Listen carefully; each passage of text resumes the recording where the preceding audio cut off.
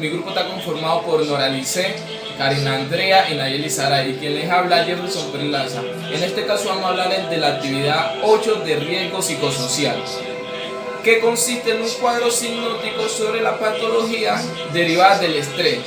Existen 7 etapas. La primera etapa es de la verificar el diagnóstico clínico. En la verificación encontramos el diagnóstico debe haber sido verificado por un profesional médico especializado competente, es decir, que el diagnóstico siempre tiene que haber sido verificado por una persona profesional. El diagnóstico debe cumplir con los criterios vigentes que hayan sido formulados por autoridades científicas reconocidas, es decir, que no puede haber, el diagnóstico no debe ser de dudosa procedencia. El diagnóstico ha de haber sido confirmado y deberá tener mínimo como 2 años de evaluación.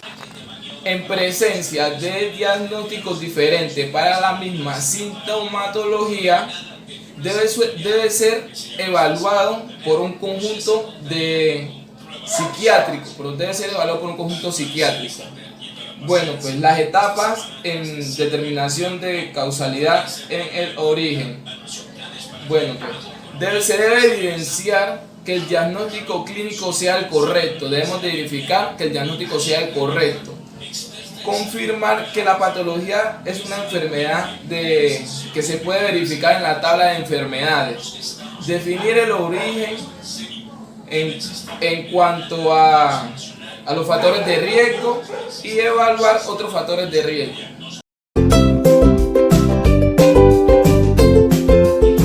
Bueno, ahora bien, en la etapa 2 es confirmar que la patología bajo estudio es una enfermedad que se puede verificar como estrés laboral. Para verificarla debemos verificar que la patología estudiada o bajo estudio se encuentra en el decreto 1477 del 2014. Y si es así, pasaríamos a la etapa 3. Más sin embargo, o en caso tal que sea una enfermedad postraumática bajo estrés o síndrome de agotamiento profesional, no se pasaría a la tercera etapa. Más sin embargo, si es un trastorno de estrés postraumático, debemos verificar que el trabajador presente o haya sido víctima de un evento traumático en el trabajo. Y si es el caso de síndrome de agotamiento profesional, debe presentar los siguientes síntomas, que es cansancio o agotamiento emocional o económico, y despersonalización y baja realización personal.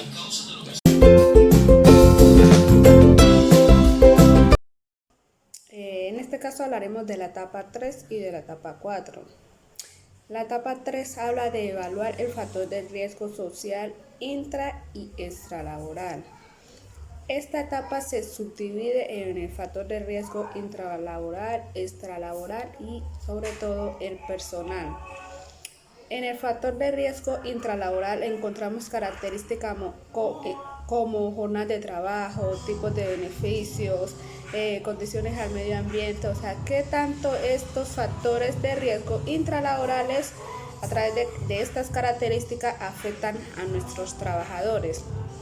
Por otro lado tenemos el factor de riesgo extralaboral. En esta tenemos características como qué característica tiene la vivienda, tiempo de desplazamiento del lugar de casa hasta el trabajo. Con esto también veríamos qué tantos factores estaría afectando nuestro trabajo. También está la utilización del tiempo libre.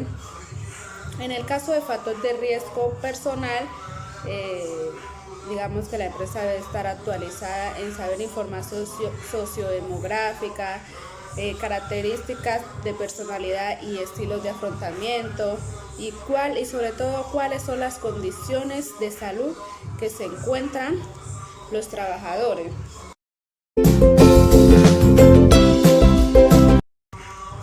Por otro lado, también tenemos la etapa 4, que es ponderar el riesgo psicosocial intralaboral versus el riesgo extralaboral. Esta se subdivide también en dos etapas. En este caso, si la valoración de los factores de riesgo psicosociales es superior a los intralaborales, el caso se cierra y se declara como un caso común.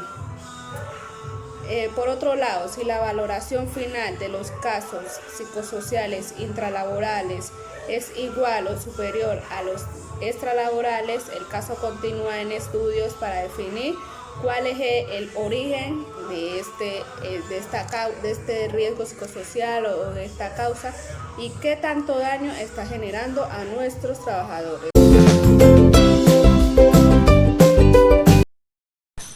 Bueno, buenos días. En este video les voy a hablar un poco sobre dos etapas, la 5 y la 6. Bueno, la 5 consta de reconocer y evaluar la existencia de otros factores para cada caso en particular. Para identificarlo se deben realizar dos actividades muy importantes: la revisión de la historia clínica y la evaluación directa del trabajador. La revisión de la historia clínica es comprender la interpretación de los exámenes clínicos y paraclínicos relevantes para la identificación de los factores de riesgo bajo estudios. Esta actividad es realizada por un profesional en medicina. Y la evaluación directa del trabajador es la evaluación física, psicológica, psiquiátrica y anamnesis según el caso. Esta actividad debe ser realizada por un profesional en medicina, psicología y psiquiatría.